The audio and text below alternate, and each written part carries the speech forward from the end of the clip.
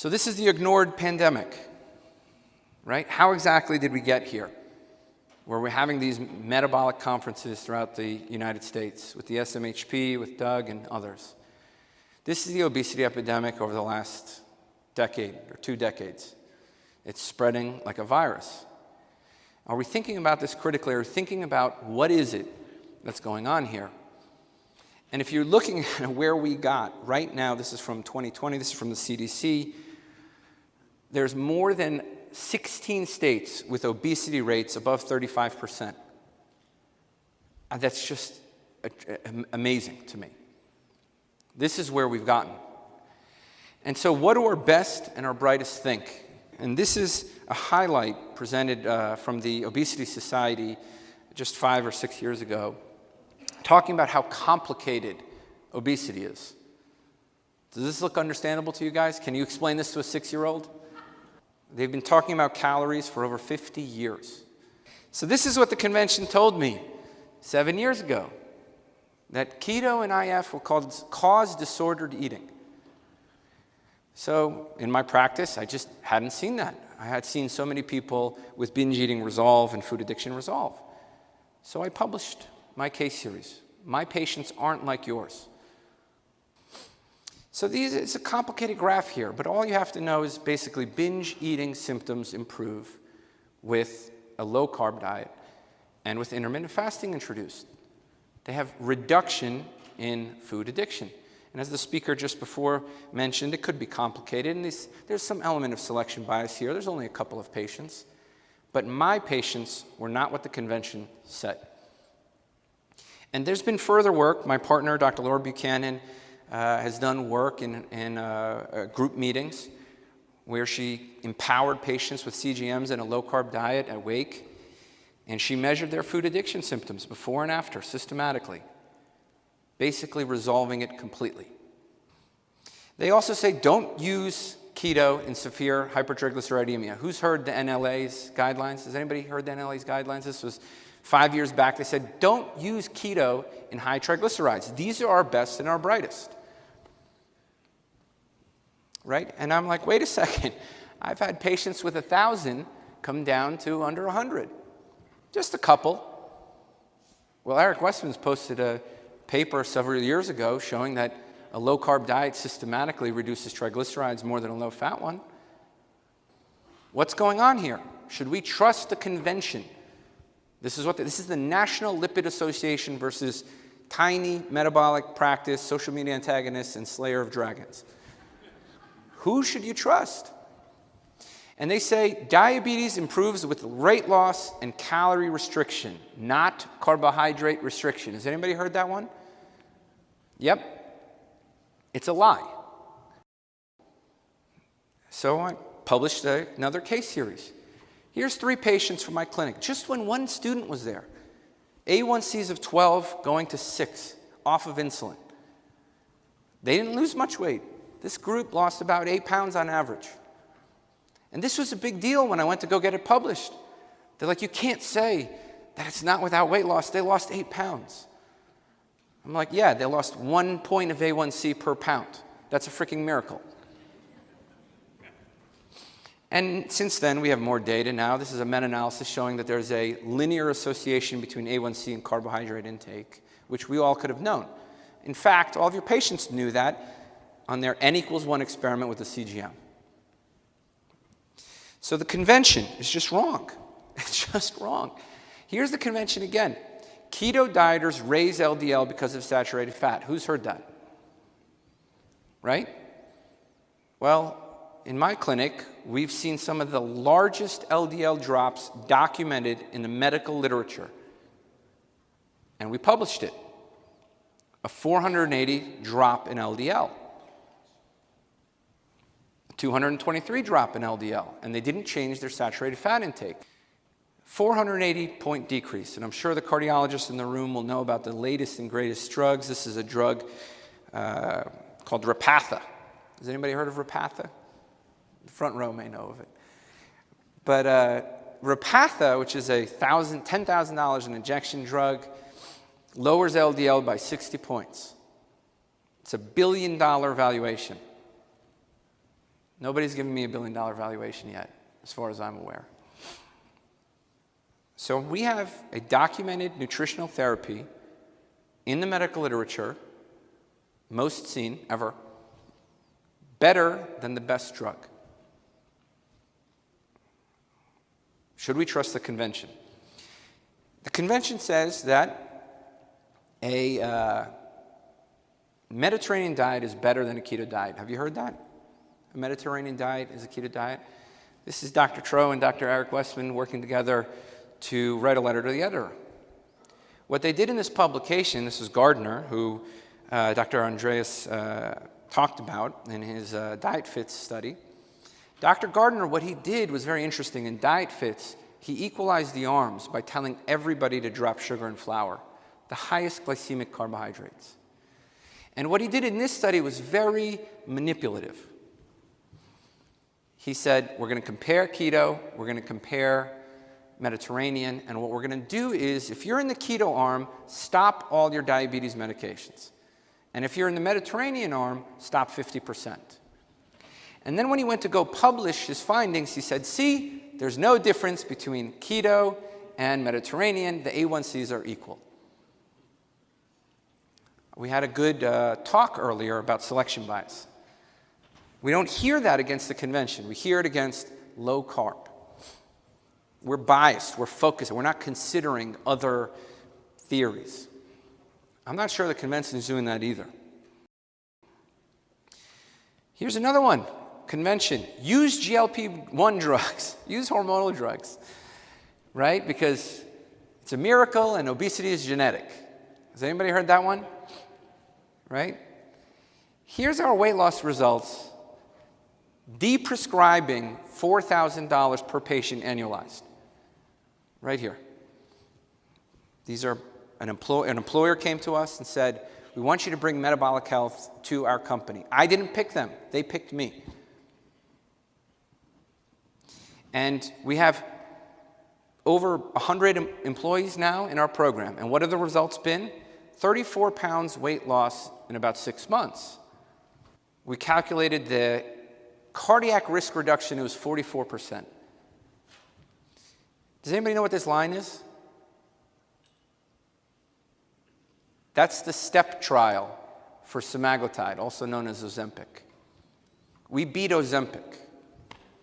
This is the weight loss data from semaglutide. This is from the New England Journal of Medicine. Jeff, I got all the citations here.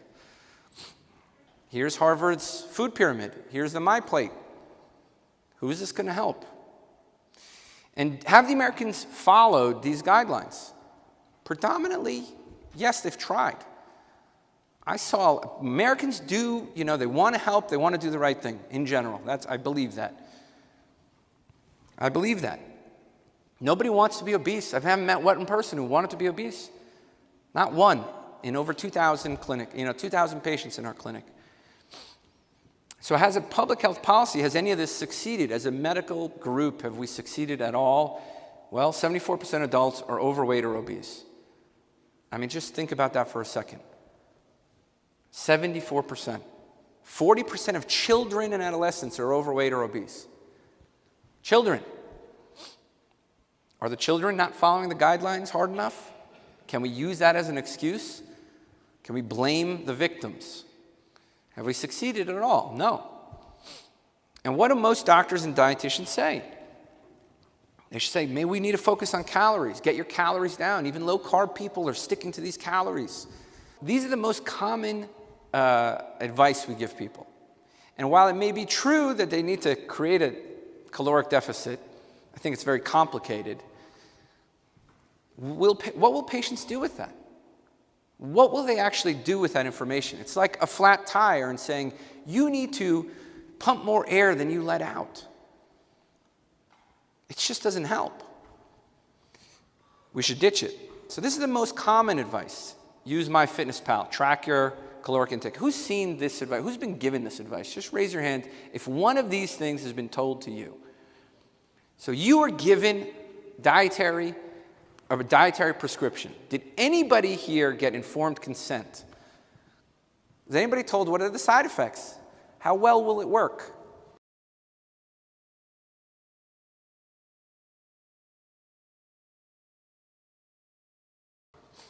That's what a proper nutrition program should do, should give informed consent. So should you trust the EBM model? Well, I'm going to tell you you shouldn't, thanks to Gary Ruskin at US Right to Know. He basically found that Coca-Cola, Wheaties, and Gatorade were bribing Eat Right, AFP, ACSM, and more.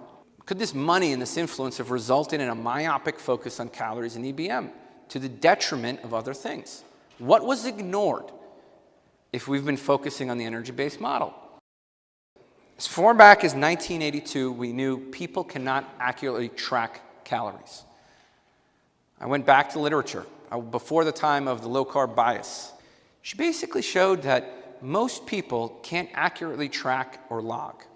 It could be because people with obesity who are overweight or who have a tendency to be overweight or obese have a lot of subconscious eating. That could be. It could be that we just underestimate. That could be. But whatever the case is, if you track or log food, it didn't result in any weight loss. It doesn't do anything. If you tell people at the point of purchase how many calories something is, it didn't do anything. So they're inaccurate. We can't track them. Even dietitians can't track them. Dietitians and doctors are off by about 10 to 20%. Again, maybe due to subconscious eating, maybe due to the fact that we underestimate portions. It's not clear. People with obesity may error up to 50%. What makes it even worse is when you compare it head to head with even a bad diet, the low-fat diet, right? Even if you compare calorie counting, right, like a fixed energy intake diet versus low fat, which we know performs worse than low carb, which was showed earlier, it didn't do as well. Have you given your patients informed consent that my belief that you should track your calories and count your calories and my belief in the energy-based model, that it's likely and effective in the interventional data, that it performs worse than even low-fat diets, that people are discouraged by it, and by focusing on calories, you're not focusing on other things like your relationship to food, like the previous speaker talked about. You're not developing other tools. And it's preferentially less accurate in people with more severe disease, meaning the people that need you the most need this message the least. And independent of calories, very low carbohydrate interventions, this was Brett Scher who mentioned it, remit diabetes, reduce seizures, reduce migraines, improve hypertriglyceridemia, thank you Eric Westman, and reduce metabolic syndrome. Thank you, Jeff Folick. Calorie for calorie. Are you telling them going on a diet will make you more hungry? Are you telling them that it'll cause cravings, that you'll feel deprived? When you're out at business meetings, holidays, parties, on dates, socializing with friends, you're going to struggle. Are you telling them that when you're stressed and you're emotional and you're depressed and you're happy celebrating, when you're so fatigued from making decisions about your food, you're still going to have to manage your diet? These are the 5 things people say cause them to fail diets: hunger, cravings, feelings of deprivation, social situations, including vacations and holidays, and emotions. So you should teach your patients about hunger. There's a lot of types of hunger. There's uncontrollable hunger, like food is in front of you, that's the cephalic phase response. The brain reward paradigm, which is that carb and fat, that hedonic reward paradigm that Andreas had sort of mentioned, social cues, emotional cues. And there's a whole bunch of modifiable factors, glycemia being probably the most important. Eating nutrient-dense food is another one, being in ketosis. This isn't me cherry picking. This is the New England Journal of Medicine, 1953, Gene Mayer.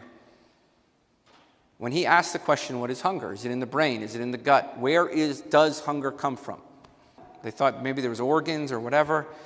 And he showed that blood sugar fluctuations make people hungry.